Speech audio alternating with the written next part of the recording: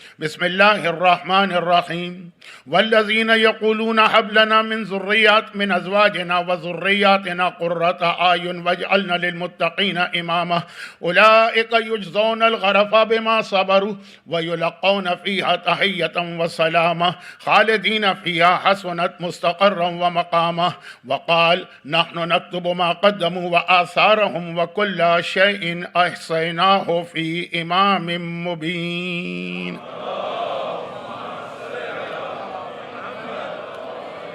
8th of Muharram 1447 ہجرہ.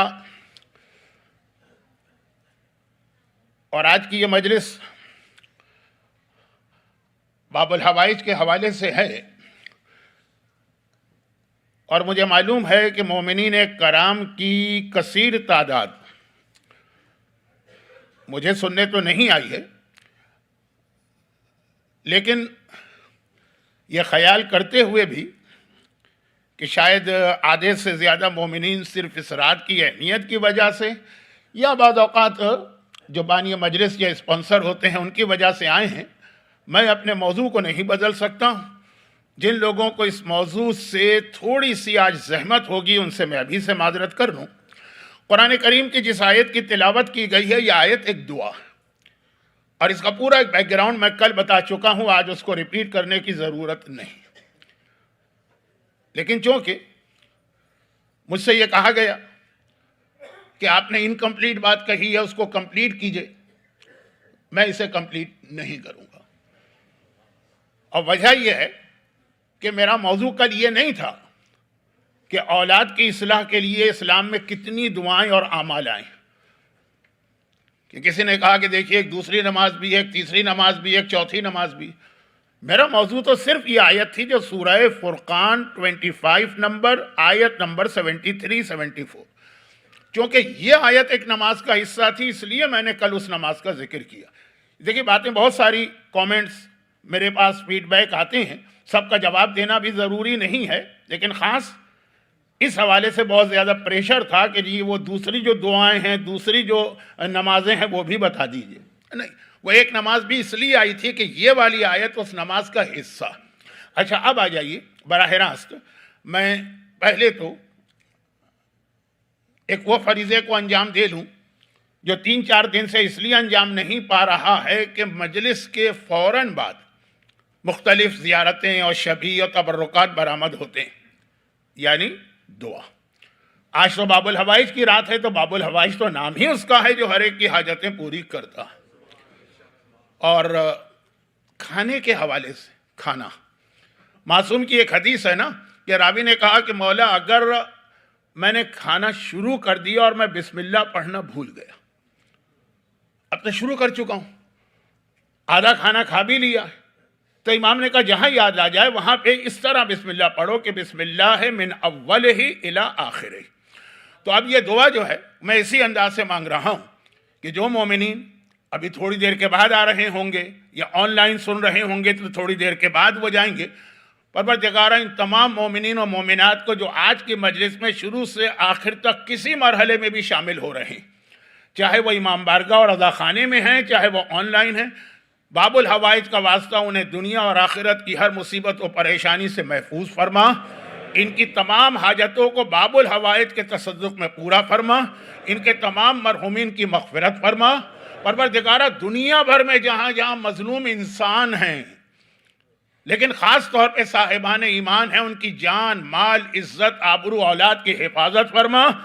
دشمنوں کو نیست و نابود فرما. ظہور امام میں تعجیل فرما. درود بھیجے محمد و آل محمد. اور پھر یہ کہ جو دعا چونکہ ایک آخری دعا وہ چونکہ مانگی جا چکی ہے، اور جو بانیان مجلس ہیں آج کے بھی، آج سے پہلی مجالس کے بھی، آج کے بعد کے مجالس کے بھی، ان کی بھی تمام توفیقات میں اضافہ فرما. باب الحوائج. اب قرآن کریم کی جس آیت کی میں نے تلاوت کی ہے پہلے اس کے حوالے سے ایک بات عرض کر دوں. اچھا اب جو نئے لوگ ہیں، غدیر،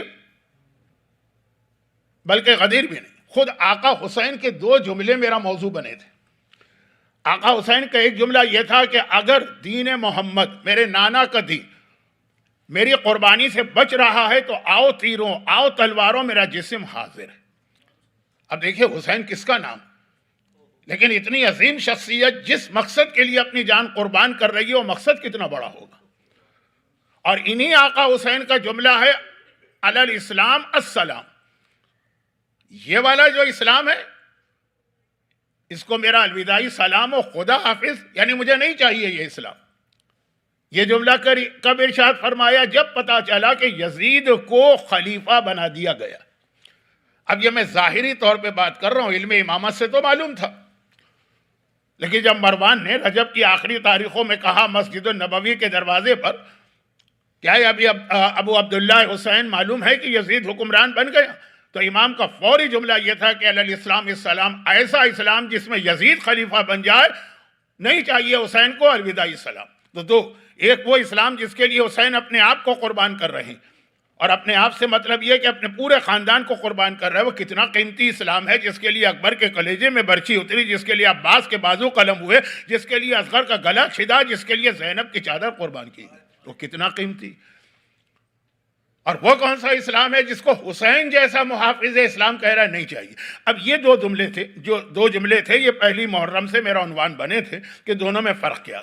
اچھا، میں کل جہاں تک پہنچا تھا اس بات کو ابھی مکمل کرنا ہے۔ عمر سعد کے ایک شعر کو میں نے کل بیان کیا تھا، اس کا دوسرا شعر بھی سن لیجیے۔ اور جو میرے اوپر ایک اعتراض ہوتا ہے، کل تو میں نے الہ آباد کا تذکرہ کیا تھا، لیکن وہ الہ آباد کا اعتراض نہیں ہے، کل وہ الہ آباد سے آیا تھا، لیکن یہ اعتراض تو جب سے میں نے مجلس شروع کی ہے پوری دنیا میں آتا رہتا ہے، تو وہ ابھی میں بتا رہا ہوں۔ جو نئے لوگ ہیں وہ ذرا مجھے حیرت سے دیکھ رہے ہیں میں کیا کہہ رہا ہوں، ابھی میں آ رہا ہوں۔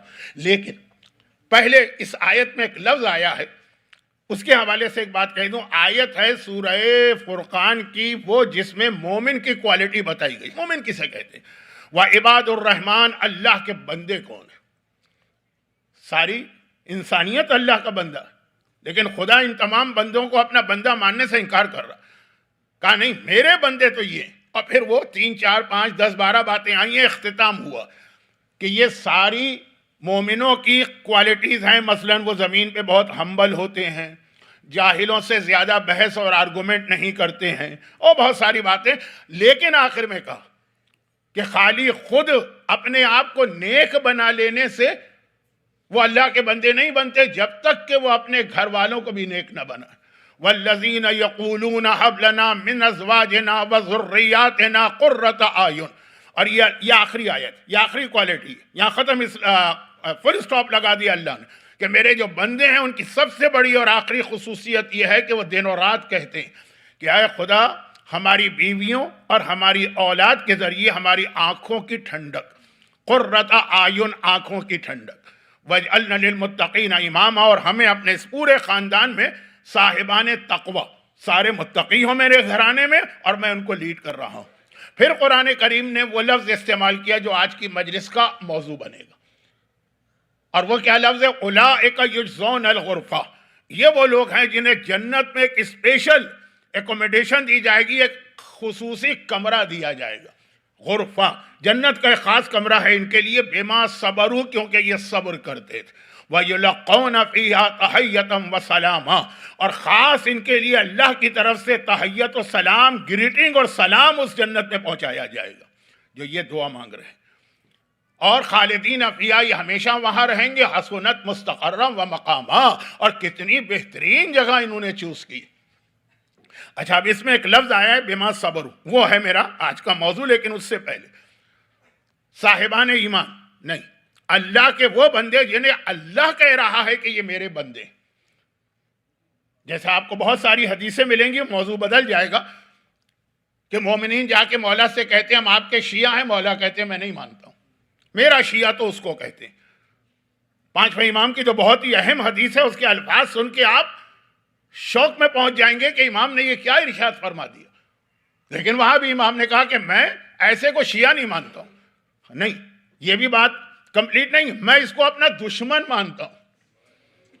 وَمَنْ كَانَ لِلَّهِ عَاصِيًا فَهُوَ لَنَا عَدُوٌ، جو اللہ کا نافرمان ہے، امام نے یہ نہیں کہا کہ ہمارا اس سے کوئی تعلق نہیں، کا تعلق ہے دشمنی کا، وہ ہمارا دشمن ہے۔ اب چونکہ یہ میرا موضوع نہیں ہے کہ مومن کی خصوصیات چھوڑ رہا ہوں.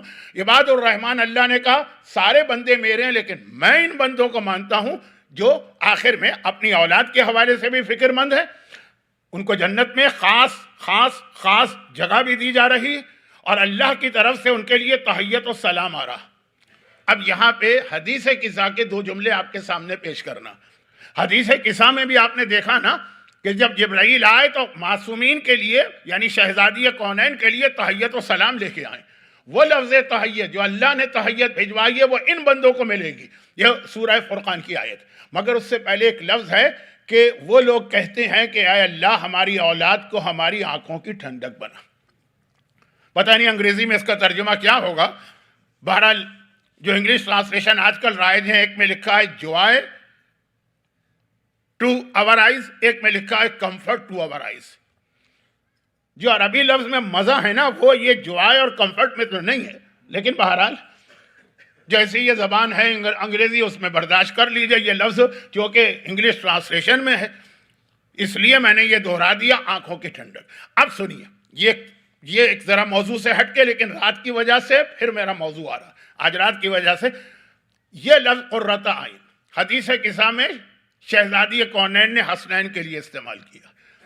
حسن مجتبی آئے، ماں کو سلام کیا، کیا جواب دیا؟ وعلیک السلام یا قرۃ عین وثمرۃ فؤاد. حسین شہید کربلا آئے، ماں کو سلام کیا، ماں نے کیا جواب دیا؟ وعلیک السلام یا قرۃ عین. شہزادی کونین نے اپنی آنکھوں کی ٹھنڈک حسن اور حسین کو قرار دیا. حدیث قصہ کا ایک لفظ تحیت، وقت نہیں ہے اس لیے میں اس لفظ تحیت کی تفصیل میں نہیں گیا، لیکن یہ شہزادی کے لیے تحیت کا لفظ آیا ہے یا ان مومنین کے لیے آیا ہے جو اپنی اولاد اور گھر والوں کو دیندار بناتے ہیں. لیکن یہ چھوڑ دیجئے، اس سے زیادہ وقت نہیں ہے ورنہ موضوع بدل جائے گا. قرۃ عین، آنکھوں کی ٹھنڈک. اولاد کس طرح کی آنکھوں کی ٹھنڈک بنتی ہے یہ شہزادی کونین نے اپنی دو بیٹوں کے لیے کہا. لیکن اب آ جائیے مولا. کیا مولا نے بھی کبھی کسی کے لیے یہ لفظ استعمال کیا؟ جی ہاں. 21 رمضان کی روایت ہے، معالی السبتین ہمارے مقتل کی کتنی مشہور کتاب ہے، اس میں روایت آئی کہ 21 رمضان کو مولا علی نے عباس کو اپنے سینے سے لپٹا کے کہا تو میری آنکھوں کی ٹھنڈک. جو شہزادی کونین نے حسن و حسین کے لیے لفظ استعمال کیا، حسن و حسین امام معصوم ہیں، اسی نور کے جز ہیں جو نور شہزادی کا ہے، وہی لفظ مولا نے حضرت عباس کے لیے استعمال کیا ہے. اور یہاں پر پھر ایک آرگومنٹ کی گنجائش ہے لیکن ٹائم نہیں ہے تو چھوڑ رہا ہوں. شہزادی نے کہا یہ میری آنکھوں کی ٹھنڈک ہے، مولا نے کہا عباس میری آنکھوں کی ٹھنڈک. اور علی اور فاطمہ کا رتبہ بلند ہے کہ علی کا رتبہ ذرا سا، دونوں برابر ہیں کہ علی کا رتبہ تھوڑا سا بلند. یہ مناقب ابن شہر عاشوب میں ایک روایت ہے نا کہ ایک بار مولا اور شہزادی بیٹھ کے اپنے اپنے فضائل سنا رہے تھے. مولا نے کہا میں یہ ہوں، تو شہزادی نے کہا میں یہ ہوں، تو مولا نے کہا تو میں یہ ہوں. بہت ہی دلچسپ. عربی جاننے والوں کو تو واقعاً اس کے اندر اتنا مزہ آئے گا، لیکن اردو والے بھی اس سے محظوظ ہو سکتے ہیں، فی الحال وقت نہیں. اور آخر میں پیغمبر نے یہ کہا کہ علی کا رتبہ فاطمہ سے تھوڑا سا بلند. عباس کو علی نے اپنی آنکھوں کی ٹھنڈک قرار دیا، یہ عباس. لیکن جناب عباس کا نام آپ سنتے ہیں، ایک لفظ ہے عربی کا، منطق میں بھی استعمال ہوتا ہے. انگریزی میں مجھے پتا ہے کہ اس کے لیے ایک بہت اچھا لفظ ہے، لیکن فی الحال میں اس کو زبان پہ نہیں لانا چاہتا کیونکہ انگریزی اردو کے چکر میں مجلس کا وقت بہت ضائع ہو جاتا. تبادر. تبادر کسے کہتے ہیں کہ آپ کے سامنے ایک لفظ بولا جائے، آپ کے ذہن میں فوراً ایک دوسری چیز آ جائے. جیسے ہم مکہ بولیں گے آپ کے ذہن میں خانہ کعبہ آ ہی جائے گا. مکہ بہت بڑا شہر ہے، ضروری نہیں ہے کہ ہم خانہ کعبہ کے لیے مکہ جا رہے ہیں، لیکن خود بخود. اسی طرح کربلا بولیں گے، کربلا بہت بڑا شہر، بہت ساری چیزیں، آپ کے ذہن میں روضہ امام آ جائے گا. تبادر کہتے ہیں کہ ایک چیز بولتے ہیں تو اس کے فوراً بعد ذہن میں اس کے ساتھ جو دوسری چیز آتی. عباس کا نام آپ لیں گے تو آپ کے ذہن میں کیا کچھ آئے گا. اب ایک چیز تو بہت واضح ہے اور ایک چیز بالکل واضح نہیں. جو واضح ہے پہلے وہ بتا دوں، جو بالکل واضح نہیں ہے وہ بتا دوں. عباس کے حوالے سے بات آگے بڑھ رہی اپنے اصل موضوع میں رہتے ہوئے. آپ کہیں گے مولانا ابھی اصل موضوع تو آیا ہی نہیں، بس آ ہی رہا. واضح چیز کیا ہے؟ عباس کا نام اگر آپ لیں گے تو حجاب اور چادر زینب ذہن میں آتی ہے. عباس ہو اور حجاب نہ ہو وہ عباس ہی سمجھ میں نہیں آتا. حجاب پہ مجھے زیادہ گفتگو نہیں کرنا، لیکن کل رات کے مصائب یعنی لاسٹ نائٹ حضرت علی اکبر اور آج ہے حضرت عباس، اور علی اکبر اور عباس کو جوڑنے والا مسئلہ حجاب کا مسئلہ. وہ کیسے؟ چھوٹی سی بات. عباس کا نام اور حجاب تو ہر ایک کو پتا ہے. عباس کی غیرت ہمارے یہاں ایک درود توسی ہے نا، جس میں چہاردہ معصومین کی مختلف خصوصیات بتائی گئیں. بعض علماء کہتے ہیں کہ اس میں ایک اضافہ کر لو، ایڈیشن. صاحب الدعوت النبویہ، صولت الحیدریہ، عصمت الفاطمیہ، حلم الحسنیہ، شجاعت الحسینیہ، صبر سجادیہ، اس طرح ہر معصوم کی خصوصیت. کہا کہ نہیں یہ 14 ہے نا، 15ویں چیز بڑھا دو، والغیرت العباسیہ، عباس علمدار کی غیرت. اور غیرت اور حجاب ایک ہی چیز. مگر اب کل رات کے مصائب کو آگے بڑھا رہا ہوں، اور اپنی بچیوں سے صرف کوئی میسج نہیں دے رہا ہوں، کوئی نصیحت نہیں کر رہا ہوں، صرف یہ کہہ رہا ہوں کہ اس روایت پہ غور کیجئے جو میں شام غریبہ پڑھتا ہوں، شاید پڑھوں گا بھی لیکن مصائب میں. وہ کیا؟ وہ یہ ہے کہ جب کسی نے مولا سجاد سے پوچھا تھا، بہت مختصر کر رہا ہوں ورنہ مصائب میں روایت ذرا تفصیلی، لیکن بہت مختصر، کہ شام غریبہ کے قریب عصر عاشور کے بعد شام سے کچھ پہلے، بٹوین عصر اینڈ مغرب، آپ کی پھوپھی میدان کربلا میں ایک سرخ رنگ کی چادر پہنے ہوئے بچوں کو جمع کر رہی تھی. مولا نے کہا وہ چادر سرخ نہیں تھی. جب خیمے میں میرے بھائی اکبر کا لاشا آیا اور میری پھوپھی ہائے اکبر بیٹا کہہ کر جوان کے اوپر گری تو سینے سے نکلنے والے خون نے چادر کو رنگین کر دیا. اب یہ مصائب کی روایت ہے تو وہاں اتنا وقت ہی نہیں ہوتا کہ اس کے میسج کو اپنی بچیوں تک اور ان کے گھر کے مردوں تک پہنچایا جائے. وہ یہ ہے کہ خیمے میں یہ لاشا خیمے میں آیا. اس خیمے کے لاشے پہ زینب ماتم کر رہی ہیں. خیمے میں کون ہے؟ صرف عورتیں، کوئی مرد نہیں، صرف عورتیں ہیں. ان کے درمیان اکبر جیسے کے لاشے پہ ماتم ہو رہا ہے. یعنی اکبر جیسا کسی کا بیٹا ہو تو وہ تو ماں پاگل ہو جائے گی، اس کے ہوش و حواس ہی نہیں رہیں گے. جس حالت میں ہے گھر سے باہر نکل آئی. مگر اکبر جیسے جوان کے لاشے پر خیمے کے اندر عورتوں کے بیچ میں بھی اگر زینب ماتم کریں گی تو چادر اتار کے ماتم نہیں کریں گی، چادر پہن کے ماتم کریں گی. اب یہ خواتین خود سوچ لیں، بچیاں خود سوچ لیں. کم از کم جب عباس کے نام پہ جہاں جمع ہوتے ہیں یعنی مسجدوں، امام باڑوں اور مجلسوں میں، اگر باقی زندگی میں حجاب نہیں ہو سکتا، بس میں حجاب پہ بات نہیں کر رہا ہوں، لیکن چونکہ جو اصل میرا موضوع اب شروع ہو رہا ہے اس میں ایک مثال اس کی بھی آنے والی تھی. کل حضرت علی اکبر کے مصائب تھے، آج حضرت عباس کے مصائب ہیں. دونوں کو جوڑنے والا یہ واقعہ ہے. لیکن اصل موضوع کیا؟ قرآن کریم نے کہا کہ جن لوگوں کو اللہ اسپیشل گریٹنگز اور سلام بھیجوائے گا اور عام جنت ان کو نہیں دی گئی ہے، اولئک یجزون الغرفہ، الگ سے ایک ان کے لیے مکان جنت میں بنایا گیا. ان کی سب سے بڑی خصوصیت یہ ہے بما صبروا، وہ صبر کرتے. جناب عباس کے لیے اب دوسرا جملہ سنی. پہلا جملہ کیا تھا؟ عباس کا نام ذہن میں آیا غیرت، عباس کا نام ذہن میں آیا تو پردہ، حجاب. لیکن اس کے علاوہ بھی جناب عباس کا نام سنتے ہی ذہن میں بہت سی چیزیں آتی. جناب عباس کے جو ٹائٹلز ہیں ہمارے یہاں مشہور بھی ہیں بہت سارے، لیکن جس ٹائٹل کی میں بات کر رہا ہوں وہ اتنا ہمارے یہاں مشہور نہیں ہے، بلکہ اتنا کیا بالکل مشہور نہیں، اور وہی سب سے اہم ٹائٹل ہے. اس جملے کی وضاحت کروں گا، لیکن مثلا عباس کا نام لیا غیرت، ٹھیک. عباس کا نام لیا قمر بنی ہاشم، ٹھیک. عباس کا نام لیا سقہ، ٹھیک. عباس کا نام لیا ابو القرابہ، یہ عربی کا ٹائٹل ہے، ہمارے یہاں اتنا مشہور نہیں. ابو القرابہ کا مطلب ہے مشک والے. عباس کا نام لیا وفاداری. عباس کا نام لیا شجاعت اور بہادری. یہی ساری چیزیں ذہن میں آتی جاتی ہیں نا. ایک اور ٹائٹل بھی ہے فقیہ، اس کو چھوڑ دیجئے، لیکن جس کی میں بات کر رہا ہوں کہ اب آئیے ذرا دیکھیے معصومین نے جو حضرت عباس کی زیارت ہم کو بتائی. 2 زیارتیں آئی ہیں ہمارے پاس. ایک کامل الزیارات میں آئی ہے جو زیارت کی سب سے اتھینٹک کتاب. ابن قولوے نے ابو حمزہ صومالی جیسے عظیم راوی سے، جن کے لیے چوتھے امام نے کہا جو رسول اللہ کے پاس سلمان فارسی کا اسٹیٹس ہے وہ ابو حمزہ صومالی کا اسٹیٹس میرے پاس. ابو حمزہ صومالی جیسے نے یہ روایت نقل کی ہے چوتھے امام سے، چھٹے امام سے، کہ یہ عباس کی زیارت پڑھو، جو ہم لوگ پڑھتے ہیں، وہاں لکھی بھی ہے روضے پر. اور ایک اور زیارت ہے جسے شیخ مفید اور سید ابن طاؤس نے نقل کیا، یہ بھی بہت مشہور. اس میں جناب عباس کے 7 ٹائٹل آئے، 7. مگر مسئلہ یہ ہے، مسئلہ نہیں، مگر اہم بات یہ کہ سب سے پہلا ٹائٹل کیا آیا؟ سات۔ اب سات میں آخری تین کو ٹائٹل مانے کہ نہیں مانے وہ چھوڑ دیجیے، وہ کیا سات ہیں؟ اب میں جملہ پڑھوں گا آپ کو یاد آ جائے گا، کیونکہ زیارت آپ نے بہت پڑھی یا سنی۔ فَنِعْمَ الصَّابِرُ الْمُجَاهِدُ الْمُحَامِنُ نَاصِرُ الْأَخُرُ راغب المجیب۔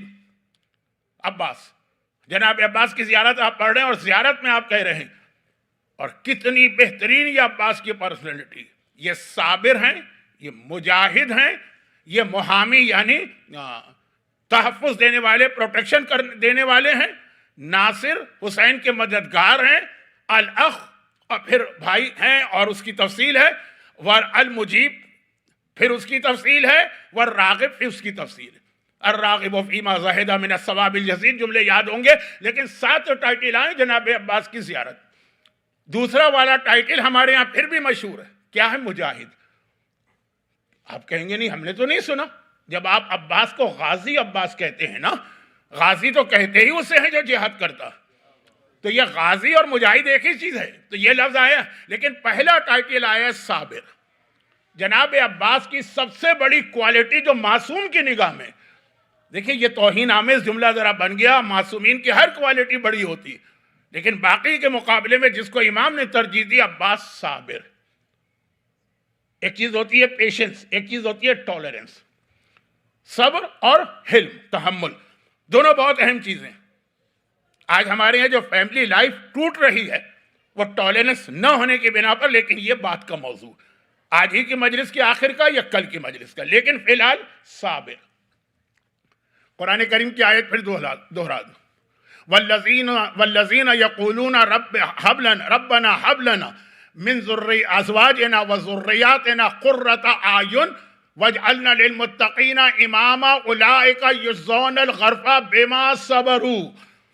یہ لوگ جو جنت کے اندر اسپیشل ٹریٹمنٹ ملے گا اس لیے کہ یہ لوگ صابر تھے۔ اور عباس کا جو لقب امام معصوم نے زیارت میں بتایا، سب سے پہلا لقب، سب سے پہلا ٹائٹل وہ ہے صابر۔ اب کیا مطلب اس کا؟ اب سمجھیے، جو میرا اصل موضوع ہے غدیری اسلام اور یزیدی اسلام، اس کو اب سمجھیے۔ پہلے تو ایک لفظ صابر کے حوالے سے ایک جملہ کہہ دوں، ہمارے اردو میں بھی ایک محاورہ مشہور ہو گیا، اور نہج البلاغہ میں مولا نے آخر میں جو مولا کے چھوٹے چھوٹے جملے ہیں نا، کیا پرل آف وزڈم، اس کے اندر بھی یہ جملہ آیا۔ اردو میں کیا مشہور ہو گیا کہ جی مجبوری کا نام صبر، یہی کہتے ہیں نا اردو میں، وہ مجبوری، غلط، مجبوری کا نام صبر نہیں ہے۔ مجبوری کا مطلب ہے آپ کے پاس کوئی چوائس ہی نہیں، جب کوئی چوائس نہ ہو تو آپ صبر نہ کریں گے تو کیا کریں گے؟ صبر نام ہے اختیار کا، جو مولا نے آخر میں کہا کہ بہت سے لوگ متقی بن جاتے ہیں وسائل نہ ہونے کی بنا پر۔ ایک اندھا آدمی ہے کہہ رہے میں متقی ہوں، آج تک میں نے کسی نامحرم کو نہیں دیکھا، تو تم تو دیکھ ہی نہیں سکتے ہو۔ تمہارا کمال یہ نہیں ہے، تمہارا کمال یہ کہ تم کو میں نے آج تک غیبت نہیں کی، جو اللہ نے تمہیں زبان دی۔ گونگا آدمی کہے کہ آج تک میں نے مثلا غیبت نہیں کی یا گانا نہیں گایا، یہ تمہارا کمال نہیں ہے، تم تو گا ہی نہیں سکتے ہو۔ تمہارا کمال یہ ہے کہ کان سے کوئی ایسی بات نہ سنو۔ تو جس کی آدمی کے پاس طاقت ہو، اس میں اگر آدمی اپنے آپ کو بچائے تو یہ ہوتا ہے کمال۔ جس چیز کی طاقت ہی نہیں اور وہ کہے کہ جی میں اس چیز سے اپنے آپ کو بچا رہا ہوں۔ اب یہ مثالیں دوں گا تو یہ آپ کی توہین ہے۔ سب پڑھے لکھے سمجھدار انٹلیکچوئل لوگ بیٹھے ہوئے ہیں، تو جہاں مجبوری وہ تو صبر ہی نہیں ہے، وہ تو کوئی چوائس ہی نہیں آپ کے پاس، آپ کو کام کرنا ہی کرنا ہے، کوئی چوائس نہیں۔ صبر اسے کہتے ہیں کہ اختیار ہو اور پھر آدمی اپنے آپ کو روکے، یہ صبر کی تعریف ہے۔ اب آئیے، مومن کی سب سے بڑی کوالٹی کیوں مانی گئی ہے؟ صبر۔ مولا کی حدیث ہے کہ نہیں، الصبر من الایمان کالراس من الجسد فاذا ذهب الراس وذهب الجسد فاذا ذهب الصبر وذهب الایمان۔ صبر اور ایمان کا وہ ریلیشن اور رشتہ ہے جو سر و جسم کا۔ مولا خود وضاحت کر رہے جیسے اگر سر کٹ جائے تو جسم خود بخود مر جائے گا، اسی طرح صبر چلا جائے تو ایمان بھی چلا جائے گا۔ اب سنیے، اس کو سمجھیے۔ ہمارے سامنے دو جملے آتے ہیں، وہی دو جملے جو پہلے دن سے میرا موضوع ہیں، یعنی ایک حسینی اور غدیری اسلام بتانے والا جملہ اور ایک یزیدی اسلام۔ اب یزیدی اسلام کو سمجھ لیجئے، کیونکہ ہمارے ساتھ کا واقعہ آدھا کل آ گیا تھا، تو اسی کو آگے بڑھا دو۔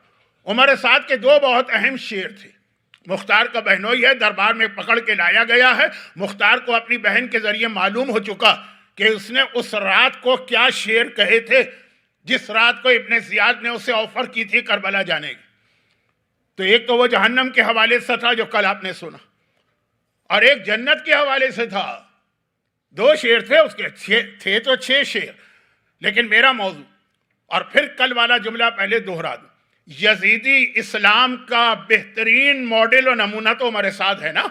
جو عمر سعد کہے گا یہی تو ہے نا یزیدی اسلام.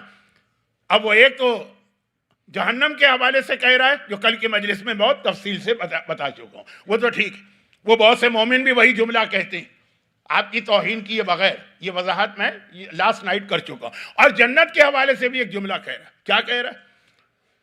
وہ یہ کہہ رہا ہے کہ مجھے پتا کہ اللہ نے اپنی اطاعت کرنے والوں کے لیے جنت میں کتنی نعمتیں رکھی. اب یہ قتل حسین سے اگر وہ اپنے آپ کو بچا لے تو جنت ہے نا اس کے لیے. اب وہ خود کہہ رہا ہے کہ مجھے پتا ہے کہ اللہ نے کتنی نعمتیں رکھی ہیں جنت میں, معلوم ہے اس کو.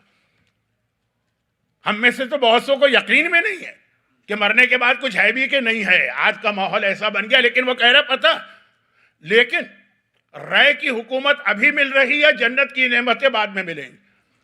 وما بال عاقل الدین, اور عقل مند آدمی کبھی ادھار کے بدلے میں نقد چیز کو نہیں چھوڑتا ہے.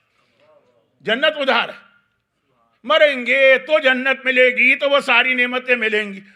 اور ابھی اگر قتل حسین میں حصہ لیا تو رائے کی گورنری تو ابھی مل رہی, تو ابھی والی چیز لے لو, وہ بات کی چیز بات دیکھی جائے گی. عقل مند آدمی کبھی ادھار کا سودا نہیں کرتا, یہ وہ کہہ رہا.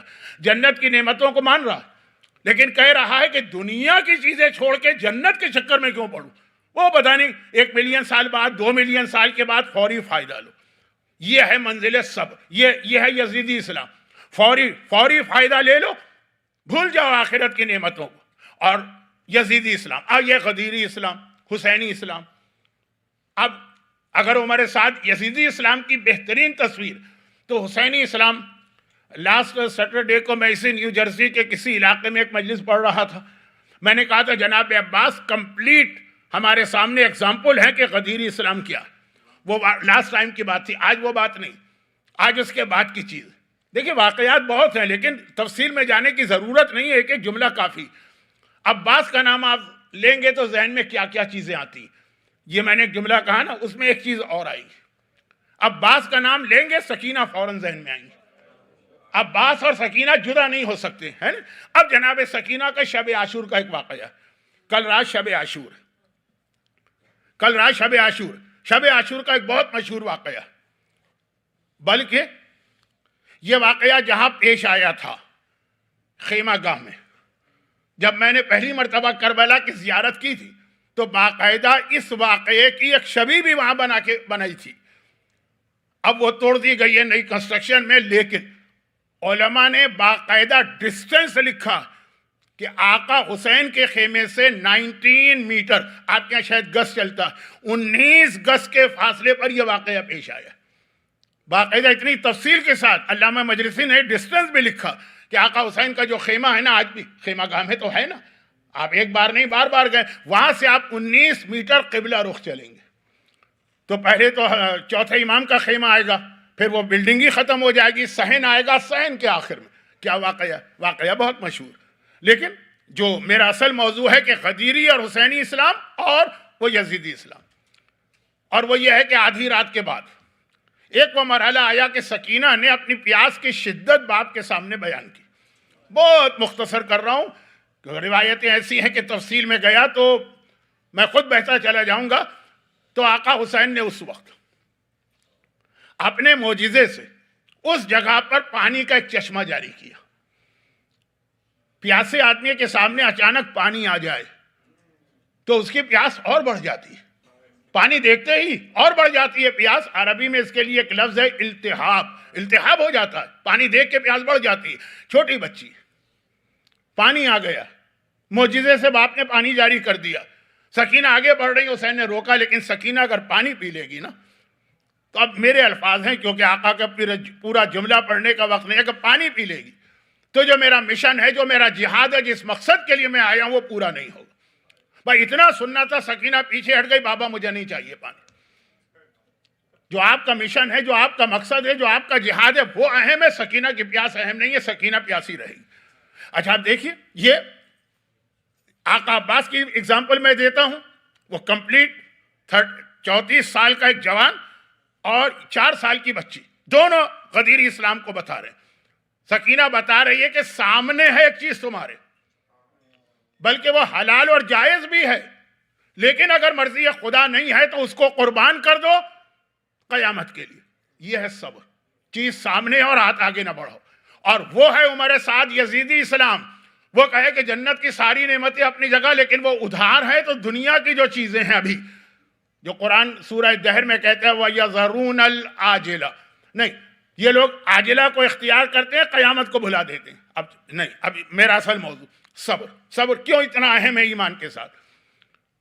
ایک عورت سوال کرے کہ میں حجاب کیوں کروں، میرا اس میں کیا فائدہ؟ ہم نے کہا جی آخرت میں فائدہ نہیں، آخرت میں دنیا کا فائدہ بتائیے. ایک نوجوان کہے گا میں ڈانس پارٹی یا میوزک کنسرٹ میں کیوں نہ جاؤں، کوئی فائدہ بتائیے. ہم نے کہا جنت میں نہیں.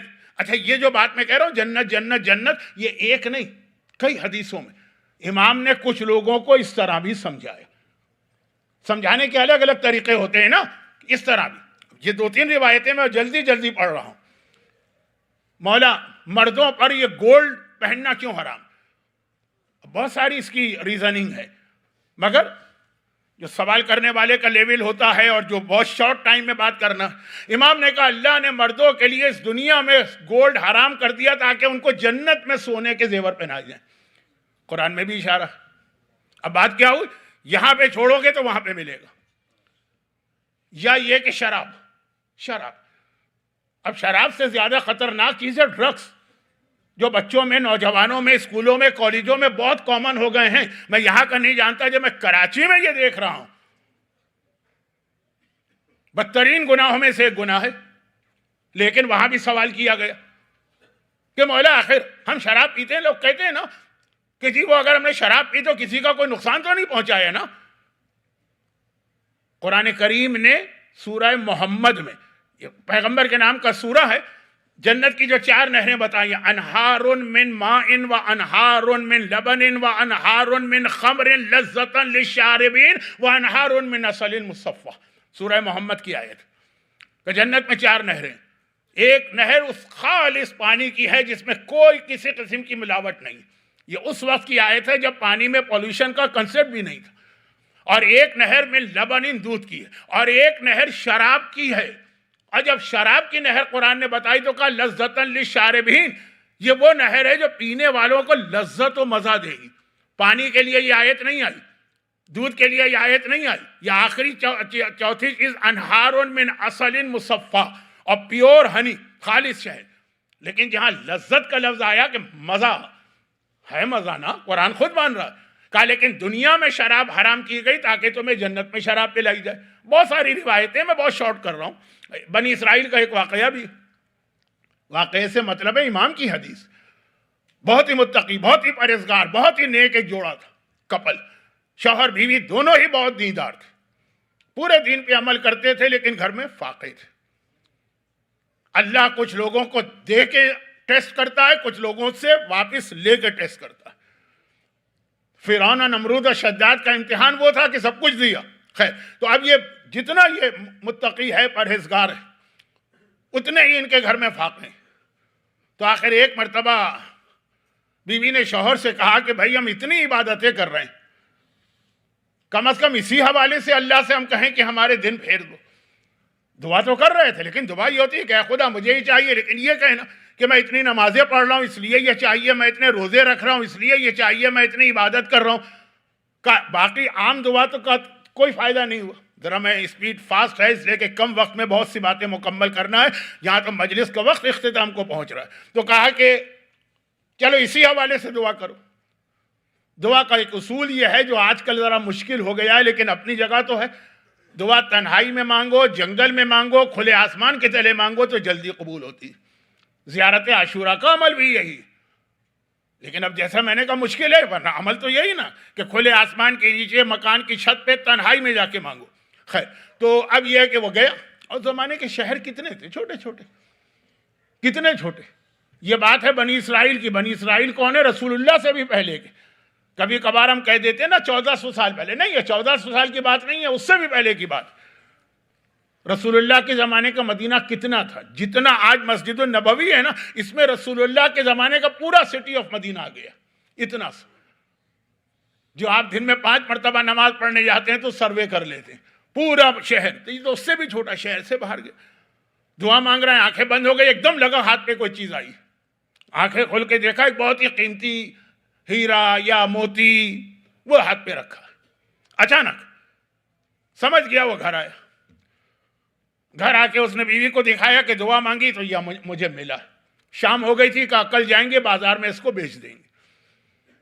اب رات کو سوئے. بہت شارٹ کر رہا ہوں، یہ 5ویں امام کی حدیث ہے. میں نے نام بھی اسی لیے نہیں لیا کہ پھر وہ نام ہوگا تو پھر آپ درود بھی بھیجیں گے تو زیادہ وقت لگے گا. میں ان چیزوں کا قائل ہوں لیکن ٹائم بچانا. تو اب وہ سوئے. رات کو خواب میں بیوی نے دیکھا میں جنت میں پہنچ گئی. بہترین میرا محل ہے، شاندار، مگر محل کے بیچ میں چھت کے اندر جو ہے نا وہ ایک سوراخ ہے. وہاں ایسا لگ رہا ہے جیسے ٹائل گر جائے، خدا نہ کرے. پورا بدنما ہو کر رہ گیا محل. فرشتوں سے پوچھا یہ کیا؟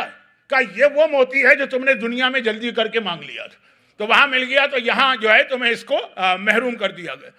آنکھ کھلتے ہی شوہر سے کہا جاؤ دوبارہ دعا مانگو اندھیرے میں اور یہ موتی واپس چاہیے. تو اب یہ ایک نہیں، 4 5 6 10 12 روایتیں کہ جو آپ کہیں گے نا کہ مثلا اگر ہم نے نماز پڑھی تو فائدہ کیا؟ بہت سارے فائدے ہیں، لیکن چھوڑ دیجئے سارے فائدے. عمر سعد کی فکر نہیں آنا چاہیے کہ وہ آخرت میں ملیں گے فائدے تو ہم دنیا کا نقصان کیوں کریں. تو چاہے وہ عبادتیں ہوں، چاہے وہ حرام چیزوں سے بچنا ہو، چاہے وہ بے پردگی ہو، چاہے وہ شراب ہو، چاہے وہ ڈرگس ہو، چاہے وہ مومن کا مال یا حق نہ مارو وہ ہو، چاہے نماز روزہ، یہاں اپنے آپ پہ قابو پاؤ. اور کون سے گناہ پہ؟ جو تم کر سکتے ہو. پاکستان میں جب تک ہم لوگ تھے وہاں شراب پینا نسبتاً مشکل تھا. اب تو وہاں کا ماحول بھی بدل گیا، لیکن پھر بھی یہاں کے مقابلے میں ابھی بھی مشکل ہے. کمال یہاں پر ہے نا کہ آپ کے سامنے شراب ہو، آپ کے سامنے ڈرگ ہو، آپ اسی طرح سے شراب خرید سکتے ہیں جس طرح پانی خرید سکتے ہیں، اپنے گھر میں بیٹھ کے پی سکتے ہیں، کوئی دیکھنے والا نہیں، پھر نہ پی. یہ ہے بما صبروا اولئک یجزون الغرفہ بما صبروا. یہ ہے قرآن کریم کی آیت کہ والعصر ان الانسان لفی خسر الا الذین آمنوا وعملوا الصالحات وتواصوا بالحق وتواصوا بالصبر. یہ ہے عباس کی سب سے بڑی خصوصیت. کیا طاقت ہے؟ اور حسین نے روک دیا، جہاد نہیں کر رہے. آپ رکیں گے؟ میں رکوں گا؟ نہیں رکیں گے. میں ابھی آتا ہوں اس منزل کے اوپر. تو یہ جو ایک منزل آتی ہے جہاں ہم کو بتایا گیا کہ غدیری اسلام کے اندر جو کام تم کر سکتے ہو اس کو اس لیے چھوڑ رہے ہو کہ خدا اس سے راضی نہیں. یہ ہے حسینی اسلام، یہ ہے غدیری اسلام، یہ ہے سکینہ کا شب عاشور پانی کو ٹھکرا دینے والا اسلام. اور وہ ہے یزیدی اسلام جہاں عمر سعد کہتا ہے کہ مجھے پتا بھی ہے کہ جنت ملے گی مگر جنت جو ہے وہ ادھار ہے اور رہے کی گورنری نقد ہے، تو میں نقد سودا لوں گا، ادھار کو بعد میں دیکھا جائے گا. اگر مومن میں یہ فکر آ جاتی، اور اسی وجہ سے تو سارے جتنے ہیں ہمارے یہاں حرام ہیں وہ اسی لیے ہوتے ہیں نا کہ فائدہ کیا، ابھی کیا فائدہ، ابھی کا نقد فائدہ بتائیے. اور یہاں پر پھر آ جائیے اس کے اندر قرآن کریم نے خاص کہا اور خصوصاً اولاد کے حوالے سے. آج میں نے سورہ یاسین کی آیت بھی تلاوت کی. سورہ یاسین میں 7 مبین ہے نا، 7 مبین. اگر آپ کو نہیں معلوم تو اپنی عورتوں سے پوچھ لیجئے، عورتیں سورہ یاسین کا مبین والا عمل بہت کرتی تھیں اور کراچی میں ابھی بھی کرتی ہیں، یہاں کا نہیں پتا. نحن نکتب ما قدموا وآثارهم وکل شیء احصیناہ امام مبین. وہ آیت کا وہ ٹکڑا آج کا موضوع نہیں. پہلا کہا کہ ہم تمہارے وہ اعمال بھی لکھتے ہیں، آخرت، جنت، حسینی اسلام، اور وہ ہمارے ساتھ والا کنسیپٹ ذہن میں رکھی جو تم نے اپنی زندگی میں کی ہیں. وہ آثارہم، کچھ ایسی نیکیاں بھی تمہارے لیے لکھتے ہیں جو تم بند کر دی نیکی تم نے نہیں کر رہے ہو، لیکن پھر بھی وہ تمہارے نامہ اعمال بھی لکھی جاتی. یا رسول اللہ یہ کون سی نیکی ہے؟ پیغمبر نے اور واضح کیا، اذا مات المومن انقطع عملہ الا من ثلاث. جیسے ہی مومن مرتا ہے اس کا وہ بک آف ایکشن جو ہے نا، نامہ اعمال، بند، چیپٹر کلوز، فنش، بند کر دیا اس کو. منکر اور نکیر دونوں کو چھٹی مل گئی. منکر اور نکیر نے کرامن کاتبین، فرشتوں کو چھٹی مل گئی، ختم ہو گئے تمہارا جاب، کیونکہ یہ آدمی مر گیا، اب کیا لکھو گے اس کے نامہ اعمال میں؟ انقطع عملہ الا من ثلاث، مگر 3 نیکیاں مرنے کے بعد بھی لکھی جا رہی. صدقۃ جاریہ، ایک ایسا کوئی نیکی کا کام جو مرنے کے بعد بھی لوگ اس سے بینیفٹ لے رہے ہیں. مثلا، اور یہ مثال میں فرضی نہیں دے رہا ہوں، جنہوں نے یہ مسجد علی بنائی ہے اس میں کوئی ڈونیشن دیا ہے، اگر وہ دنیا میں نہ بھی رہے تو یہ جتنے لوگ آج یہاں بیٹھے ہوئے سب کا ثواب ان کو مل رہا ہے کہ نہیں مل رہا ہے؟ مل رہا ہے. $1 بھی دیا ہے تو اس کو ثواب مل رہا. اور جیسا بھی میں نے کچھ سنا، کچھ انگریزی تو میری ٹھیک ہے نہیں، کہ کچھ ایسے پروجیکٹ تھے کہ ایک 2 ڈائریکٹر نے اپنی جیب سے خرچ کر کے بنا لیا، بھی کتنا ثواب. اور خالی اس کے مسجد علی کی بات نہیں، نیکی کا کوئی ایسا کام جس سے لوگ بینیفٹ لے رہے ہیں اس کا ثواب ملے گا. دوسری بات، علم ينتفع به، اگر ایسا علم اپنے بعد چھوڑ گئے کہ لوگ اس سے فائدہ اٹھا رہے ہیں. محمد ابن یعقوب کلینی 329 ہجرہ میں انتقال ہوا ہے، 1447 ہجرہ، 1120 سال ہیں، لیکن اصول کافی آج بھی پڑھی جا رہی ہے اور اسی پہ عمل ہو رہا. یہ سارا ثواب وہاں جا رہا ہے محمد ابن یعقوب کلینی کو. آیت اللہ سیستانی سے لے کے آیت اللہ خوئی سے لے کے آیت اللہ محسن حکیم سے لے کے علامہ مجلسی سے لے کے علامہ ہلی سے لے کے شیخ مفید سے لے کے جتنے مجتہدین سب کی محنتوں کا ثواب ان کو مل رہا ہے، کیونکہ ایسا علم چھوڑ کے گئے. اب یہ ساری چیزیں الگ الگ مجلسیں چاہتی ہیں، یہاں تو ایک مجلس کا بھی تھوڑا سا حصہ. تیسری چیز، اور ولد صالح، یہ اپنے بعد نیک اولاد کو چھوڑ کے گیا. نیکی نیک اولاد کرے گی لیکن ثواب باپ کو ملے گا اگر اس کی وجہ سے اس نے کیا. اور اتنا مشہور واقعہ پڑھ رہا ہوں کیونکہ وقت کم ہے نا، تو ایسے کم وقت میں مشہور واقعے سے ہی کام چلے گا، کیونکہ اس کو آپ جلدی جلدی پڑھیں تب بھی لوگ سمجھیں گے. غیر مشہور واقعہ ہو تو پہلے سمجھانے میں ٹائم لگتا. بہت ہی مشہور واقعہ، مجھے پتا ہے کہ آج 21 سینچری میں اور نیو جرسی میں یہ واقعہ پڑھنا اپنا مذاق اڑانا، لیکن دین کی بات مجھے کہنا ہے مذاق اڑانے والے مذاق اڑائیں، کیا جاتا ہے. واقعہ کیا ہے؟ نوجوان آیا، یا رسول اللہ میرا باپ دنیا سے رخصت ہو رہا ہے اور اسے اپنی بیٹی سے بڑی محبت تھی. اس کی اولاد تھی بڑی بیٹی پیدا ہوئی تھی، بیٹی بڑی تھی، بیٹے بعد میں پیدا ہوئے، بہت محبت تھی. تو اب میں نے جا کے اپنی بہن کو بتایا کہ باپ کی یہ حالت ہے، وہ رونے لگی. میں نے کہا تو چلو نا باپ کو دیکھ لو. کہا کہ نہیں بھائی، میرا شوہر سفر پہ گیا ہے، بغیر اس کی اجازت کے گھر سے نکلنے کو رسول نے روکا. آج 21 سینچری میں یہ مسئلہ بتانا اپنا مذاق اڑانا ہے، لیکن جائیے آج بھی آیت اللہ سیستانی جیسا عظیم مرجع جن کے بارے میں کہا جاتا ہے کہ اتنا ان کا ویژن جدید دنیا کے بارے میں، ان کے یہاں بھی فتویٰ آپ کو اسی طرح ملے گا. تو یا تو میرا شوہر اجازت دیتا اور یا پھر رسول اجازت دے، کیونکہ اصل چیز تو رسول ہے نا، شوہر تو نہیں. پیغمبر نے کہا حالت تو بہت خطرناک ہے، لیکن جب شوہر نے اجازت نہیں دی ہے تو میں اجازت نہیں دوں گا. دے سکتا ہوں، دوں گا نہیں. چلا گیا. کہا کہ طبیبوں نے کہا، اگلے دن آیا، طبیبوں نے کہا باپ کا آخری وقت ہے اور اس کی زبان پہ بہن کا نام ہے، اب تو یہ احتضار کا وقت ہے نا، اب تو اجازت دے دے. بہن نے پھر منع کی، رو تو رہی ہے، غش کھا کے گر رہی ہے. پیغمبر نے کہا نہیں، جب اجازت نہیں تو میں کیسے، جب شوہر کی پرمیشن نہیں. ابھی شریعت ابتدائی مرحلے میں، ابھی سے اگر لوگوں کو اس کے اندر لوپ ہول بتا دیے جائیں یا ضرورت سے زیادہ فلیکسیبلٹی دکھائی جائے تو کوئی عمل نہیں کرے گا. پیغمبر نے منع کر دی. اگلے دن سر پیٹتا ہوا، روتا ہوا، آنسو بہاتا ہوا، بال نوچتا ہوا آیا، یا رسول اللہ آج صبح میرے باپ کی ڈیتھ ہو گئی. گھر والوں نے کہا چلو باپ تو بیٹی کو نہ دیکھ سکا، بیٹی تو باپ کی آخری زیارت یا دیدار کر لے، لیکن گیا تو پھر اس نے منع کر دیا. اب کچھ روایتیں سمجھنے کے لیے آپ کو مدینے کا جغرافیہ اس زمانے کا سمجھنا ہوتا ہے. تو خیر میں اس کو چھوڑ رہا ہوں. بہن سے کہا، بہن بھی بے ہوش ہو گئی. اور تو بیٹیوں کو باپ سے زیادہ محبت ہوتی ہے. بیٹے تو ویسے بھی ذرا کم محبت کرتے ہیں، اور جو رہی صحیح محبت ہے جب ان کی شادیاں ہو جاتی ہیں تو وہ بھی چلی جاتی ہے. کیونکہ ایک دل میں دو چیزیں تو نہیں ہیں، یا اس میں باپ کی محبت آئے گی یا بیوی کی محبت آئے گی. جب بیوی کی محبت آئے گی تو باپ کی محبت نکلے گی. خیر تو خلاصہ یہ ہے کہ غش کھا کے گر پڑی، بے ہوش. پانی وانی چھڑک کے ہوش میں لایا گیا، چلو باپ کا آخری دیدار کر لو. کہا کیا کروں، پیغمبر کا حکم ہے تو اب شوہر کی اجازت نہیں ہے، کیسے گھر سے باہر جاؤں. منع کر دیا. پیغمبر یا رسول اللہ اب تو اجازت دے دینا. وہ کون سا گھومنے جا رہی ہے، پکنک پہ جا رہی ہے، سیر و تفریح کے لیے جا رہی ہے، انٹرٹینمنٹ کے لیے جا رہی ہے، شاپنگ کے لیے جا رہی ہے، باپ کی آخری زیارت. کیونکہ سوال ذہن میں آ سکتا ہے نا اگر میں ڈیٹیل میں جاتا کہ بھائی باپ کی میت اس گھر لے آؤ. نہیں، مدینے کا جغرافیہ پتہ ہو تو آپ کو معلوم ہے کہ امپاسبل چیز تھی. پیغمبر نے کہا کہ نہیں، جب شوہر کی اجازت نہیں ہے میں اجازت نہیں دے گا. میں اس موضوع پہ بات نہیں کر رہا. خواتین کہیں گی آپ نے شروع بھی حجاب سے کر کے ہم کو ٹارگٹ کیا, اختتام بھی آپ اس پہ ٹارگٹ کر رہے ہیں. نہیں, یہ نہیں ہے ٹارگٹ. اگلا جملہ 3-4-5 دن بعد وہ پھر پیغمبر کے پاس آیا. پیغمبر نے منع کر دیا نا, میت کا آخری دیدار بھی نہیں ہوگا. پھر آیا پیغمبر نے اس کو دیکھ کے کہا کہ آج پھر کوئی مسئلہ لے کے آیا. کہ نہیں یا رسول اللہ, تو باپ کا انتقال ہو گیا. 3 دن تک جو عربوں کا طریقہ اس وقت بھی منا لیا. اب تو میں ویسے ہی آپ کے پاس بیٹھنے اور آپ کی زیارت کے لیے آیا. تو پیغمبر نے کہا خوشخبری سن لو, جب تمہارا باپ اپنی قبر میں گیا تو عذاب کے فرشتے پہنچ گئے. اللہ کا ایک پورا سسٹم بنا ہے, ہر فرشتے کو پتا ہے کہ کس کی کیا ڈیوٹی. مرنے والا نیک ہے تو رحمت کے فرشتے آتے ہیں, مرنے والا گناہگار ہے تو عذاب کے فرشتے آتے ہیں.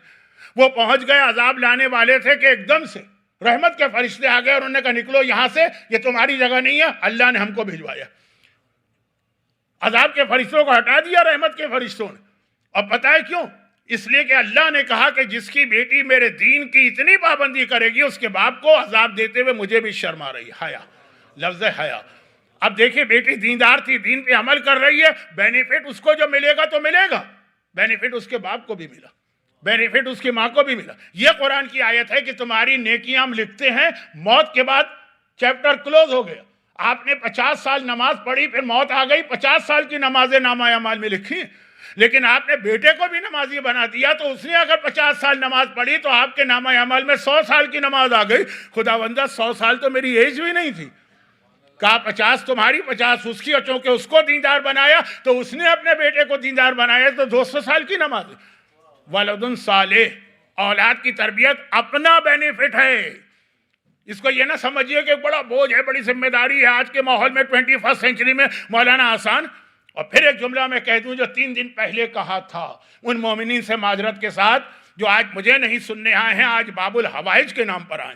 میں نے ذرا ان کو زحمت میں ڈال دیا, لیکن ایک جملہ کہہ دوں کہ یاد رکھیے ماحول کتنا ہی خراب ہو جائے, اولاد آپ کے کتنے ہی قابو سے باہر نکل جائے, لیکن اگر آپ نے اپنی کوشش کی ہے تو اس اولاد کی اولاد ٹھیک ہو جائے گی. کئی ایسے واقعات ہیں کہ بیٹا ٹھیک نہیں ہوا پوتا ٹھیک ہو گیا, پوتا ٹھیک نہیں ہوا اس کا بیٹا ٹھیک ہو گیا. تو اپنی کوشش کرنا ہے. میں نے مثال میں بھی یزید کے بیٹے کا واقعہ بھی دیا اور بھی کچھ مثالیں دی تھی. تو خلاصہ یہ کہ یہ آپ کا بیسٹ انویسٹمنٹ ہے قیامت کے لیے. اب جیسے کل میں نے کہا کہ آج کے زمانے میں مجھے معلوم ہے کہ کتنا مشکل ہے اپنی اولاد کو اس وقت کنٹرول کرنا جب وہ گھر سے باہر نکلنے لگے. جب تک گھر میں ہے چھوٹا بچہ, جیسے بچہ بیٹھا ہوا ہے سامنے, اس وقت تک آپ کے فل کنٹرول میں, باپ بھی ماں بھی. لیکن جب بڑا ہوگا, اسکول جائے گا, کالج جائے گا, تو آپ کے کنٹرول سے نکلے گا, بلکہ آپ کے پاس کم وقت رہے گا, وہاں زیادہ وقت دے گا. تو اب یہ جو اپنا اسکول بنائیے. اور جیسا مجھے پتا چلا کہ مسجد علی کے ساتھ ایک صادق اسکول بھی, یہ انویسٹمنٹ ہوگا آپ کا. کل میں نے بتایا تھا کہ میں نے بطور مثال کہا تھا کہ $10,000 شاید فیس ہو. انتظامیہ نے کہا نہیں 10 سے کم. اب یہ میں جو فیگر دیتا ہوں یہ ایک ایگزیکٹ فیگر نہیں دیتا ہوں. اس کی وجہ سے آپ بعد میں مجھ سے نہ پوچھا کر کہ مولانا آپ نے کہا تھا کہ وہ $2 کا مکان ملتا ہے فلاں جگہ, تو ہم کو دلوا دیجیے. ہمارے ایریا میں تو 5 لاکھ کا ہے. وہ بطور مثال کہتا ہوں, کیلکولیشن اتنی تو نہیں کرتا ہوں. بلکہ انہوں نے ایک بات اور بتائی انتظامیہ نے کہ اگر کوئی پیرنٹس ایسے ہیں جو افورڈ نہیں کر سکتے یہ فیس, کیونکہ ہو سکتا ہے کسی کی 2-3 اولادیں ہوں, تو یہاں پہ ان کے پاس ایک سسٹم بھی ہے جس کے اندر آپ کی فیس یا کم ہو جائے گی یا معاف ہو جائے گی یا انتظام ہو جائے گا بغیر کسی کو ذلیل کیے ہوئے. تو خیر یہ تو میں نے کہا کہ یہ بھی ضمنی بات آ گئی, کیونکہ کل جو موضوع چل رہا تھا اصل چیز یہ کہ اولاد وہ آپ کا انویسٹمنٹ ہے. جس طریقے سے آپ آنے والے مستقبل کو دیکھ کے ہیلتھ انشورنس لیتے ہوں گے. مجھے یہاں کا سسٹم نہیں پتا, میں تو جہاں سے آیا وہاں میڈیکیئر ایک ادارہ ہے جس میں اتنا نہیں ہے, لیکن وہاں بھی اب شروع ہوا. یہاں تو شاید یہ کیوں, شاید ہو سکتا ہے بعد میں کبھی ہارٹ اٹیک آ جائے, خدا نہ کرے کوئی ایسی بیماری ہو جائے, کینسر ہو جائے. ہیلتھ انشورنس آپ کے لیے پروٹیکشن ہوتا ہے نا آگے والے پرابلم کا. اولاد کی تربیت آپ کے لیے پروٹیکشن ہے عذاب قبر اور عذاب قیامت سے. یہ دنیا کی جو بیماریاں ہیں یہ تو کوئی نقصان نہیں پہنچائیں گی, زیادہ سے زیادہ فزیکل نقصان ہے, مر گیا آدمی تو مرنا ہی ہے. قبر اور قیامت کی پرابلم جو ہے نا وہ ہے اصل نقصان. ادھر ہمارے ساتھ کہہ رہا ہے کوئی عذاب نہیں ہے, یہ کل کا جملہ تھا. آج کہہ رہا ہے کہ ہاں جنت ہے لیکن بہت دور. اور ادھر امام معصوم کی سب سے بڑی خصوصیات جو قرآن نے بتائی. دیکھیں ایک ہے کہ میں مولا کا قصیدہ پڑھوں یا ان کی لائف ہسٹری بتاؤں، ایک ہے کہ قرآن بتائے. 2 آیتیں سنیے اور مجلس ختم. مولا کا قصیدہ قرآن کریم میں پورا سورہ ہے، سورہ دہر. ویسے تو آپ کو آیتیں ملیں گی نا کہ فلاں سورہ کی ایک آیت فلاں، یہ تو پورا سورہ اول سے آخر تک علی کا قصیدہ ہے. اب اس کے اندر اللہ علی کے کیا، علی نہیں، علی، فاطمہ، حسن، حسین، یہ سب جمع ہو گئے. ان کے کیا کوالٹی بتا رہا اللہ، اور پھر وہ خود کیا اپنی کوالٹی بتا رہے ہیں. دونوں چیزیں سورہ دہر میں آئیں. قرآن کہہ رہا وَيُوفُونَ بِالنَّذْرِ وَيَخَافُونَ يَوْمًا كَانَ شَرُّهُ مُسْتَطِيرًا. یہ اہل بیت وہ ہیں جو اپنی نظر کو پورا کرتے ہیں. یہاں تک ہم پڑھتے ہیں کہ ہاں وہ 3 دن کے روزے مانے تھے تو وہ نظر پوری کی. قرآن آگے کہہ رہا ہے نظر پورا کرتے ہیں اور یہ ڈرتے ہیں. یخافون، خوف ہے ان کے دل میں. یومن، اس دن کا، کانا شرہ مستطیرا، جس کا عذاب پھیلا ہوا ہے. مستطیر، پھیلا ہوا. کون ڈر رہا ہے؟ شافع میشر علی ڈر رہا ہے. کون ڈر رہا ہے؟ خاتون جنت شہزادی ڈر رہی ہیں. کون ڈر رہا ہے؟ جوانان جنت کے سردار. یہ قرآن کی گواہی. آیت بہت آسان. یہ تو خدا نے کہا ان کے بارے میں، اور خود وہ کیا کہتے ہیں 2 آیتوں کے بعد، اسی سورے میں 2 آیتوں کے بعد یہ معصومین کا جملہ قرآن نے کوٹ کی آیت بنا کر، ان نخاف من ربنا یوما کان عبوسا قمطریرا. ہم ڈر رہے ہیں اس دن سے. معصومین کا قول قرآن کہہ رہا ہے ان نخاف من ربنا یوما، اس دن سے ڈر رہے ہیں کان عبوسا قمطریرا، جس دن چہرے بگڑ جائیں گے، ہوائیاں چہروں پہ ہوائیاں آ جائیں گی. انسان عذاب کو دیکھ کے اتنا پریشان ہوگا. معصوم کہہ رہے ہیں ہم ڈر رہے ہیں. یہ آیت ہے قرآن کی. نعوذ باللہ اس انداز سے معصوم کا نہیں ہے عذاب جو ہمارا اور آپ کا ہے، لیکن یہ قرآن ان کے قصیدے میں بتا رہا کہ وہ اللہ سے ڈرتے بھی ہیں. ڈر کی 2 قسمیں. ایک آدمی ظالم حاکم سے ڈرتا ہے کسی کی ہیبت اور عظمت کی وجہ سے. یہ اللہ کی ہیبت و عظمت ہے ان کے دلوں میں، لیکن قرآن نے دونوں جگہ کا یوم قیامت کی عذاب کو دیکھ کر. نعوذ باللہ، مولا پہ کوئی عذاب آئے گا لیکن کچھ تو پیغام ہمارے لیے ہے نا. وہ ہمارے ساتھ سینہ چوڑا کر کے کہتا ہے کون سی جہنم، اگر نہیں ہے تو میں فائدے میرا ہے تو معافی مانگ لوں گا. اور یہاں قرآن کہہ رہا ہے اہل بیت معصوم ہونے کے باوجود اتنا خوف ہے. تو وہ اسی لیے کہ قیامت یاد رہے گی تو نیکیاں ہوں گی. صبر یہاں چھوڑو گے وہاں ملے گا. قیامت یاد رہے گی تو اولاد کی صحیح تربیت کی کوشش کرو گے. نتیجہ تمہارے اختیار میں نہیں ہے. لیکن اب یہ لیکن سے جو ہے نا کل کا موضوع ہے. لاسٹ نائٹ کل کی مجلس میرے اعتبار سے آخری مجلس ہے. میں تو ٹیوزڈے تک یہاں مجلس پڑھ رہا ہوں، لیکن مجھے بھی پتا ہے، آپ کو بھی پتا ہے منڈے کی مجلس میں کون آئے گا اور ٹیوزڈے کی مجلس میں کون آئے گا. تو اب یہ ایک اعتبار سے جو موضوع چل رہا ہے وہ کل کی مجلس سے ایک منزل تک پہنچ جائے گا. لیکن اب یہ جو بات میں نے کہی نا اولاد تربیت، یہ 3 دن سے بات چل رہی ہے، لیکن اور بہت ساری باتیں بھی آ رہی. حسینی اسلام اور یزیدی اسلام اور بہت ساری باتیں بھی آ رہی ہیں. اب آئیے اس کی آخری چیز. آخری چیز کا مطلب یہ نہیں کہ شروع کر رہا ہوں، نہیں، بس اب ختم کر رہا ہوں. اور وہ یہ کہ ویسے اسلام نے بتایا کہ اولاد کی صحیح تربیت کا وقت اس کی پیدائش کے بعد نہیں ہے، شادی کے موقع پر. لڑکا ہو تو کہاں سلیکشن آف اسپاؤس، اور لڑکی ہو تو اس کی وہ یا اس کی family selection of spouse. Start تو وہاں سے ہوتا ہے، کیونکہ خاص طور پر سب سے زیادہ ماں کا اثر اولاد پہ پڑتا ہے. تو اسی وقت صحیح سلیکشن ہو. غلط ہو جائے تو آگے پھر اسلام طریقے بتاتا ہے اس کو ٹھیک کرنے کے، لیکن اصل تو وہاں سے. یہ مولا کا جملہ ہے کہ نہیں، جب محمدی حنفیہ جنگ جمل یا جنگ صفین میں پیچھے ہٹ گئے اور چہرے پہ پیشانی پر پسینہ آ گیا تھا ندامت کا، کیونکہ آقا حسن آگے بڑھے تھے اور جنگ جیت کے آ گئے تھے. کہا اپنا اور حسن کا مقابلہ نہ کر، وہ فاطمہ کا بیٹا ہے اور یہ تیری ماں کے دودھ کا اثر ہے. بہت اہم ہے محمد حنفیہ کی ماں خولا، لیکن فاطمہ جیسی تو نہیں ہے نا، ان کی تو کنیزوں جیسی. کہا ماں کے فرق کی وجہ سے کتنا فرق پڑتا. تو اب اندازہ کریں کہ اگر مولا کو عباس جیسا بیٹا چاہیے تو یہ نہیں کہتے ہیں کہ میں علی، میں جہاں شادی کروں گا، میں جہاں یہ لائٹ کسی وجہ سے جل گئی تھی تو میں پھر ذرا اندھا ہو جاتا ہوں، تو ذرا انتظامیہ سے گزارش ہے کہ اس کا کوئی علاج کرے. عباس، علی کو عباس چاہیے نا، جیسے آقا حسین کے لیے کہا جاتا ہے کہ سکینہ ان کی دعاؤں کا نتیجہ، تو آقا عباس تو علی کی دعاؤں کا نتیجہ ہے، وہ تو بالکل کنفرم ہے. لیکن یہ نہیں کہا کہ میں تو علی ہوں نا، میں جہاں شادی کروں میرا بیٹا تو عباس ہوگا. کہا نہیں، عباس کے لیے اس کی ماں بھی ام البنین جیسی ہونی چاہیے. باپ اپنی جگہ لیکن ماں کے اہمیت بتا رہے ہیں. اور پھر یہاں سے کل تھوڑا سا، جو آج کل ہماری فیملی لائف بہت ڈسٹرب ہو رہی ہے، ہر گھر میں ڈیورس یا ڈائیورس ہو رہی ہے، تھوڑا سا کل اس پہ بات ہوگی، آج چھوڑی، کیونکہ کل حسین کی ایک بہت ہی وفادار بیوی رباب کا تذکرہ ہونے والا. لیکن آج یہ بات ام البنین فاطمہ کلابیہ. ویسے بعض علماء کہتے ہیں ان کا نام ہی ام البنین شروع سے تھا. اس بحث کا آج وقت نہیں ہے کیونکہ ٹائم بہت زیادہ گزر گیا. اصولاً تو مجھے مجلس اب ختم کر دینا چاہیے تھی، 1 گھنٹے سے زیادہ ہو گیا 2 منٹ، لیکن مصائب عباس تو پڑھنا ہی ہے نا بھرپور طریقے سے، تو باقی چیزیں چھوڑ رہا ہوں. ام البنین فاطمہ کلابیہ کا بیوی بھی ام البنین جیسی ہو تب جا کے عباس جیسا بیٹا اس دنیا میں آتا. اور عباس کس کا نام ہے؟ اکثر میں ایک جملہ کہتا ہوں کہ اس کائنات کے مشکل کشا ہیں اہل بیت. اہل بیت ہے نا کائنات کے مشکل کشا، لیکن خود اہل بیت کو مشکل کشا کون ہے؟ عباس. بھئی ہمیں کوئی پریشانی ہوتی ہے کائنات کے کسی بھی انسان کو ہم اہل بیت کو پکارتے ہیں، اٹھتے بیٹھتے ٹھوکر لگتے یا علی زبان پہ آتا یا علی. لیکن اہل بیت جب پکارتے ہیں کس کو پکارتے ہیں؟ عباس.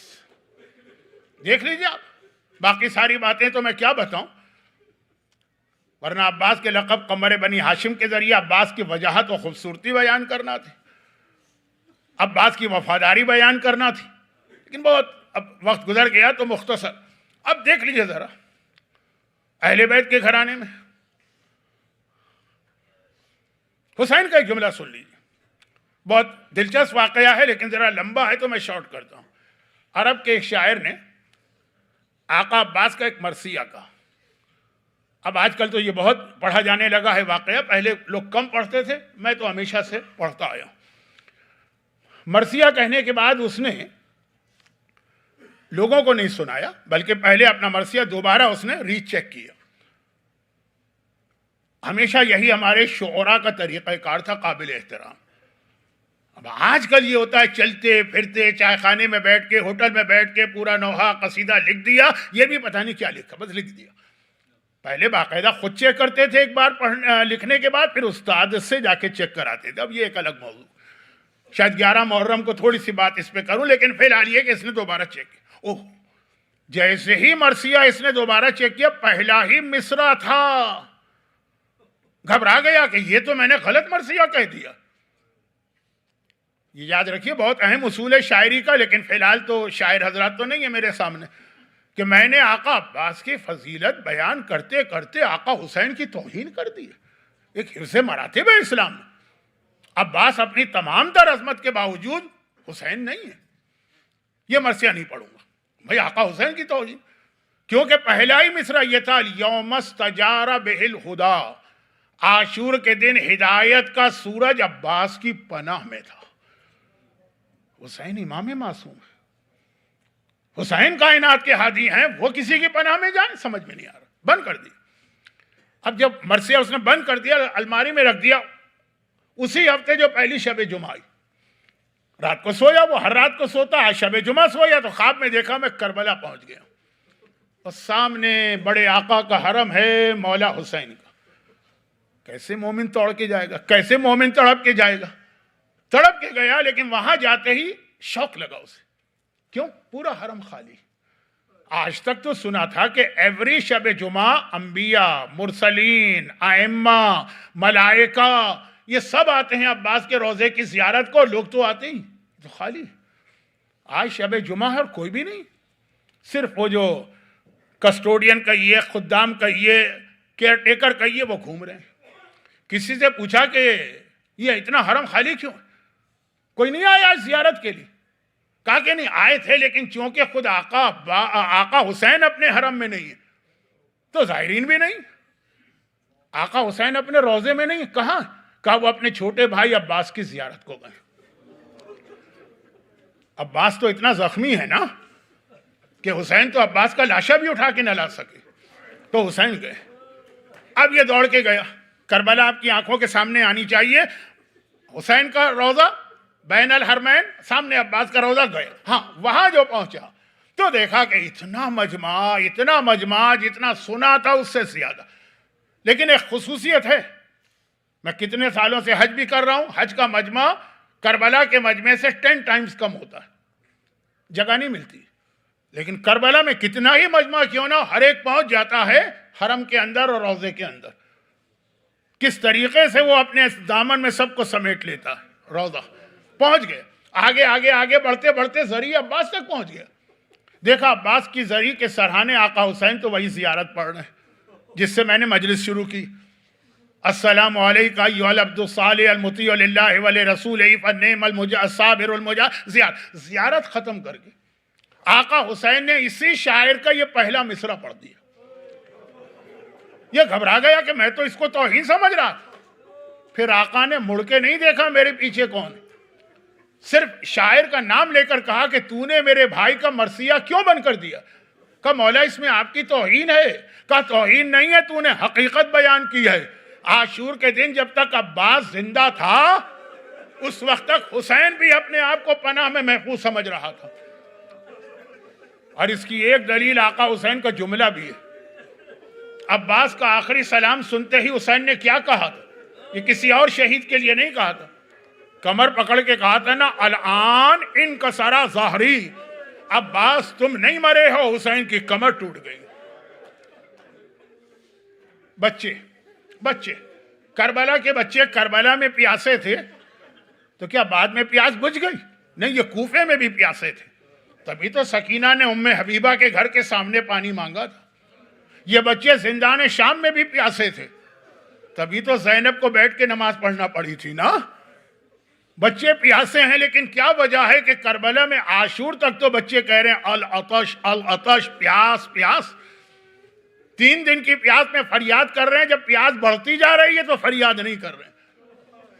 یہ بچے خاموش اس لیے نہیں ہوئے کہ پانی مل گیا, بچے خاموش اس لیے ہوئے ہیں کہ جب عباس کا علم فرات کے کنارے ٹھنڈا ہو گیا.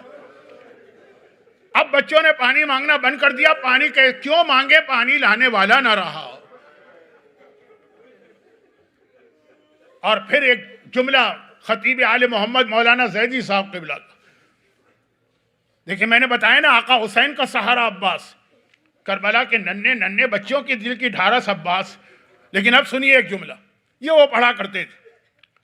شب عاشور ہے, عباس علمدار اپنے خیمے میں, اللہ آپ کو کربلا لے گیا ہے تو بار بار بھی لے جائے.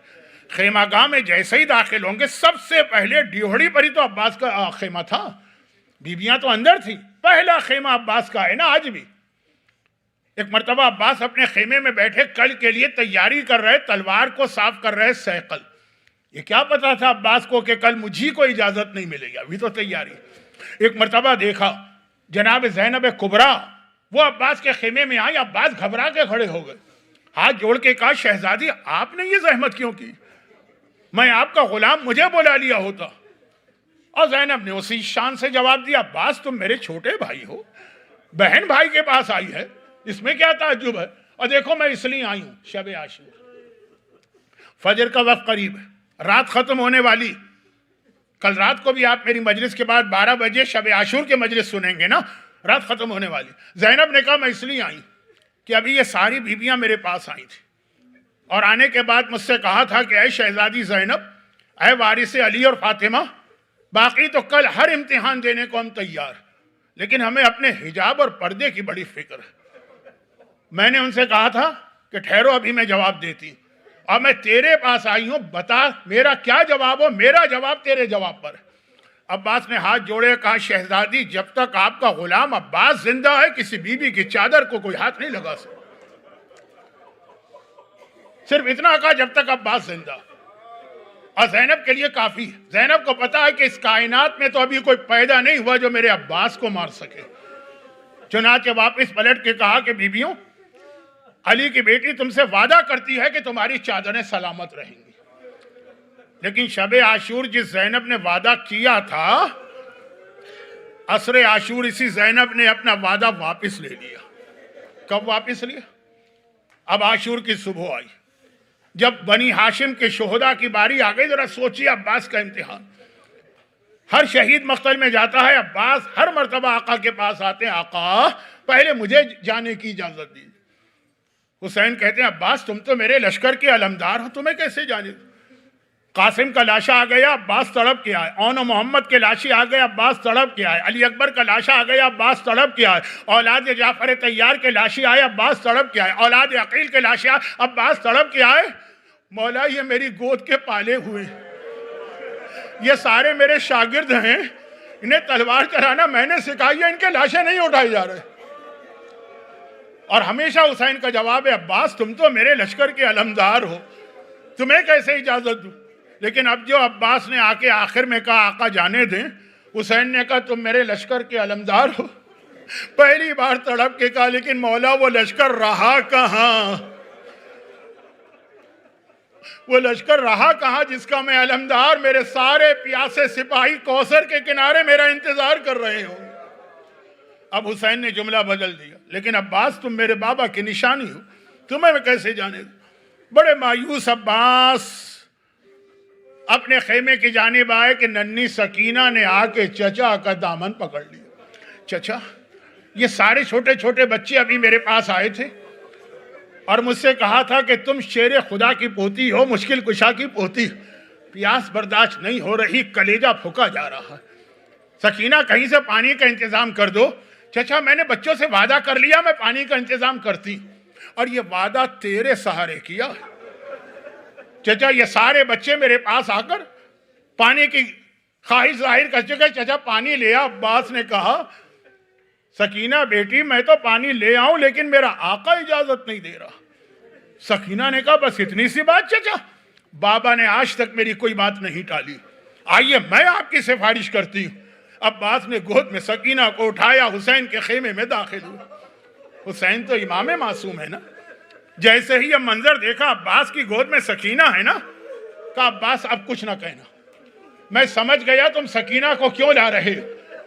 سکینہ کی خواہش ہے ٹھیک ہے، لیکن شاید پلٹ کے کہو سکینہ بیٹی ابھی تو چچا کی سفارش کر رہی ہے، بعد میں یہی چچا بہت یاد آئے گا جب رخسار پہ تماچے لگیں گے، جب کمر پہ کوڑے پڑیں گے، بار بار اسی چچا کو پکار پکار کے فریاد کرے گی۔ لیکن عباس تو بس یہ جملہ سنا تڑپ کے چلے کہ کہیں آقا روک نہ لے۔ حسین نے کہا عباس کہاں جا رہے؟ کہا عباس گھبرا گئے، کہیں روکا تو نہیں جا رہا؟ آقا آپ نے تو اجازت دی ہے، کہا وہ میری اجازت، لیکن تم مقتل میں نہیں جا سکتے جب تک کہ زینب سے بھی اجازت لے کے نہ ہو۔ 55 برس کی بوڑھی بہن کے سامنے 34 سال کا وہ بھائی آیا جو بیٹوں کی مانند ہے، جسے زینب نے گودیوں میں کھلایا ہے، اور آ کر کہہ رہا ہے شہزادی اب اپنے عباس کو بھی مرنے کی اجازت دیجیے۔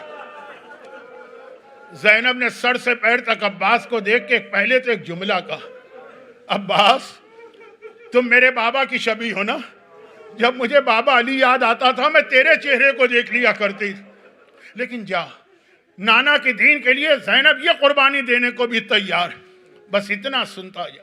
ایک دن میں بابا کے پاس بیٹھی تھی، بابا کی نگاہ میرے بازوؤں پر پڑی، میرا بابا رونے لگا۔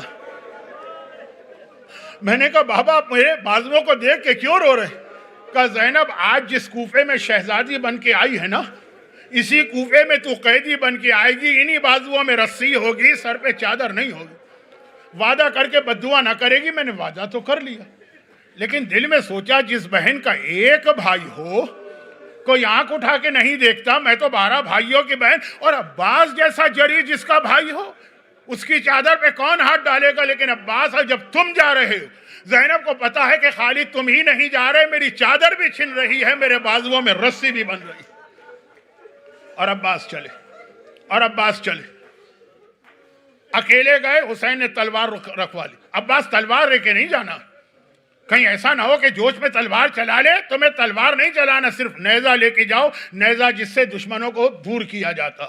میں بات کو بہت مختصر کرتا ہوں، عباس فرات کے کنارے پہنچ گئے۔ ایک مرتبہ فرات پہ قبضہ کیا، پانی بھر کے آئے اور ادھر عمر سعد نے آواز لگائی، اے میری فوج، یہ پانی خیموں میں نہ جانے پائے، قیامت آ جائے گی، قیامت، عباس کو روکو۔ ہرملہ کا تیر تو بعد میں آیا، ابھی ایک مرتبہ حکم دیا، 30,000 کے لشکر نے اکیلے عباس کو گھیرے میں لے لیا۔